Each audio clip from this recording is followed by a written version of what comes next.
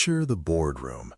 The deck is loaded, the clock is ticking, and the chair leans forward with that familiar question.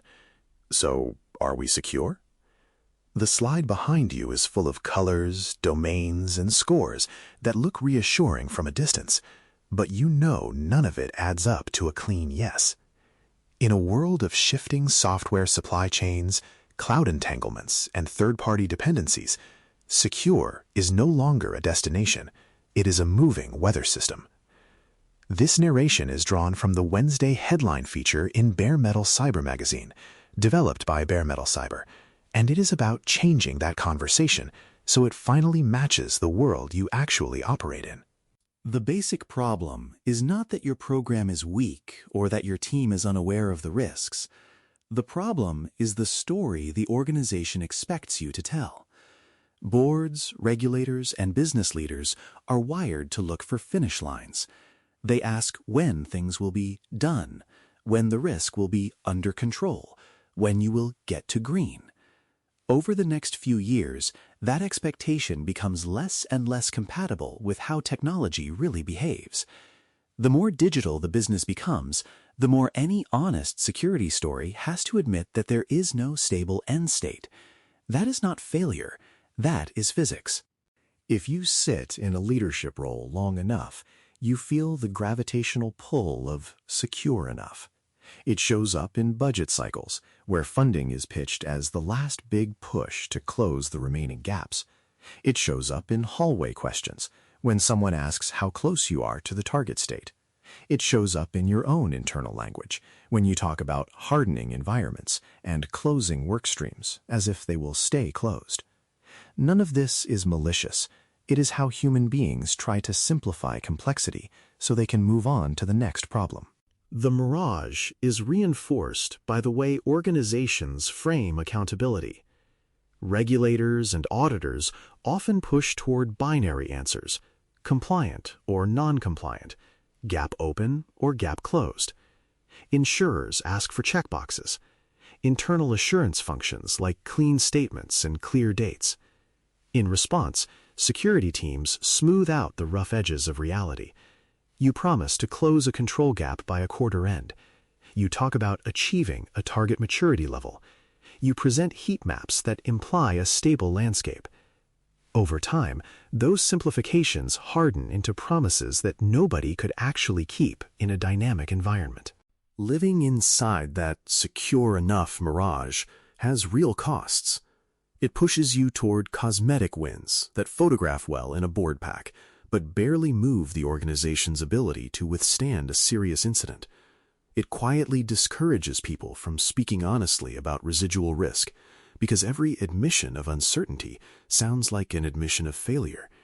It encourages leaders to view every new control or tool as a step closer to completion, rather than a living obligation to operate, monitor, and adjust that control as the business changes. The first step towards resilience is to stop playing along with that illusion and say out loud that never done is not an indictment of your program. It is the nature of the terrain. This is where maturity models enter the story. On paper, capability and maturity frameworks are navigation aids. They help you describe which controls exist, how consistently they are operated, and where you might invest next. In many organizations, though, they slip into theater. The model turns into a large spreadsheet of domains and subdomains, each sitting on a 1 to 5 scale that is, at best, loosely tied to observable behavior. Those numbers are rolled up into tidy charts that suggest precision, but often obscure the messy reality underneath. The drift toward theater happens for understandable reasons. Maturity models offer structure and the appearance of objectivity. They let you say, we moved identity and access from level 2 to level 3 this year, and feel as if progress is measurable. Vendors and consultants reinforce the pattern by packaging assessments and dashboards around the model. Before long, the maturity score becomes an internal currency for status and budget, even though it seldom answers the questions that really haunt boards. Which services will fail first under pressure? How quickly can you restore them?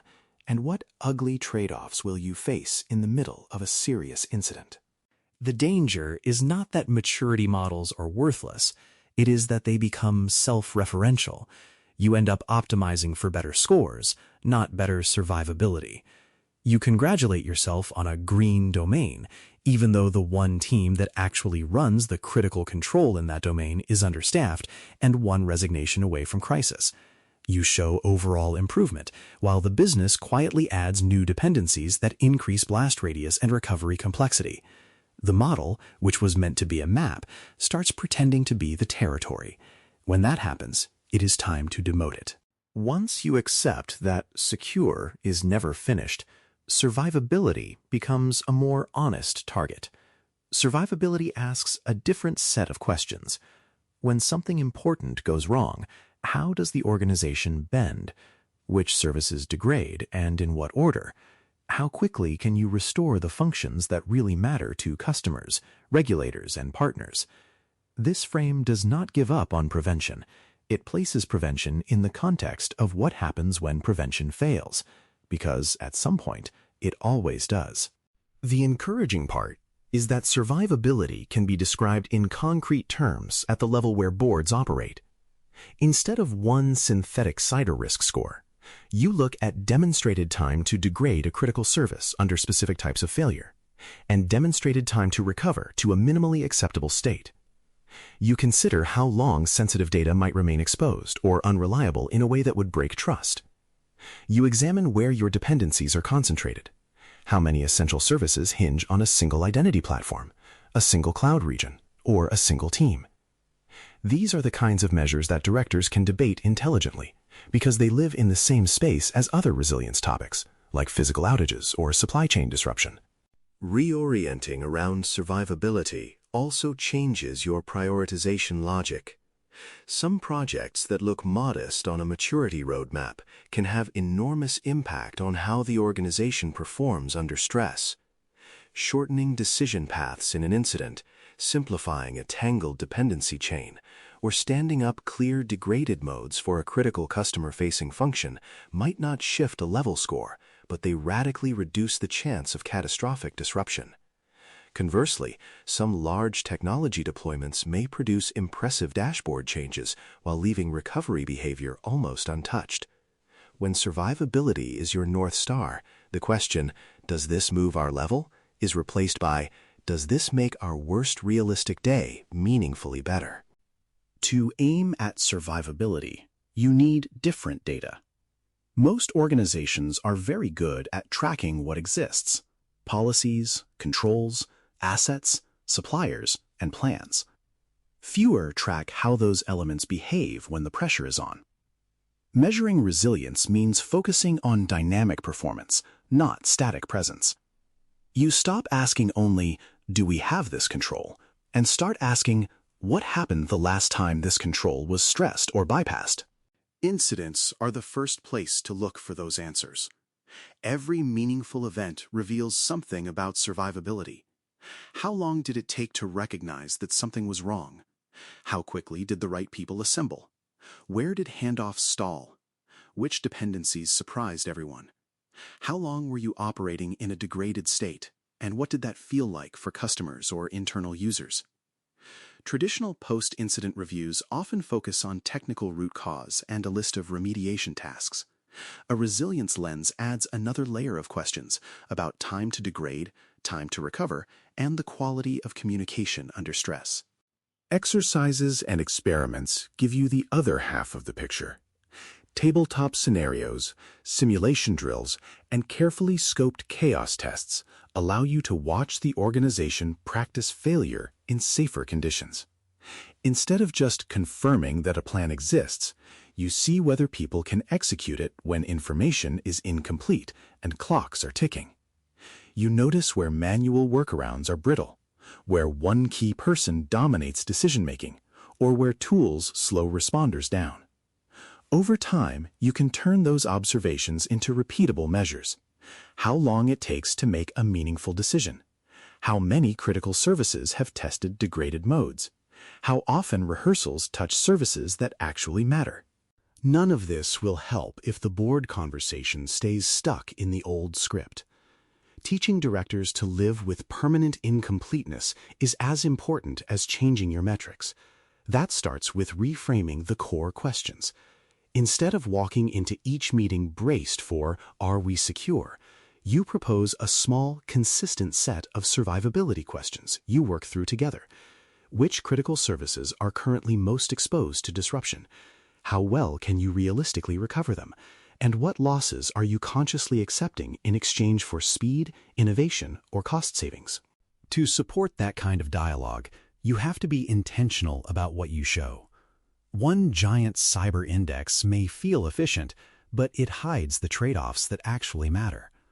A small set of resilience-oriented measures, presented alongside other enterprise risk indicators, does more real work. You highlight trends in demonstrated recovery performance, not just theoretical recovery time objectives. You call out single points of failure in terms that echo how the board already thinks about vendor concentration or logistics risk. You make the trade-offs explicit. Shortening this recovery window will mean delaying that product launch or increasing spend in that domain. Narrative matters here too. If every discussion of uncertainty feels like bad news, directors will keep asking you to get to green. You want to normalize the idea that cyber work is never complete, while also showing that progress within that reality is possible and visible. That means telling stories where prior resilience investments paid off, even when the environment was hostile. You might talk about an incident where a critical service went into a planned degraded mode instead of failing outright, or where a recent exercise directly improved the speed and quality of a real response. Over time, the board learns to judge you less on whether incidents occur and more on how consistently you steer through them. All of this depends on culture. You can define survivability metrics and update your slides, but if the organization still behaves as if incidents are rare embarrassments, the impact will be limited. A resilience-focused culture assumes that hits are coming and treats preparation as part of normal work. It sets the expectation that surprises are data, not shame. It makes room in schedules and roadmaps for drills, simplification, and reflection, rather than stuffing every spare hour with new projects. In practice, that culture looks like regular cross-functional exercises that pull in people from across technology, operations, and the business, not just a small incident response core. It looks like post-incident reviews that focus on how systems and processes set people up, rather than who made the last mistake. It looks like leadership carving out time and budget for work that reduces fragility, even when it does not come with a shiny new tool or a quick maturity bump. The way you use metrics reinforces this. You celebrate improvements in recovery performance and decision speed as achievements, not just clean audits. Incentives are the lever that make these patterns stick. If career success depends on spotless dashboards and never admitting uncertainty, people will hide weak spots until they explode into the open. If success includes honest reporting of vulnerabilities, active participation in exercises, and clear documentation of risk trade-offs, the organization becomes more transparent about where it can take a hit and where it is exposed. Over time, the combination of practice, transparency, and aligned incentives builds a quieter, deeper confidence than any single metric. Teams know they will be tested. Boards know the program is tuned for survival, not just optics. For a Chief Information Security Officer, or CISO, or technology executive, this shift from perfection to resilience is a leadership choice as much as a technical one.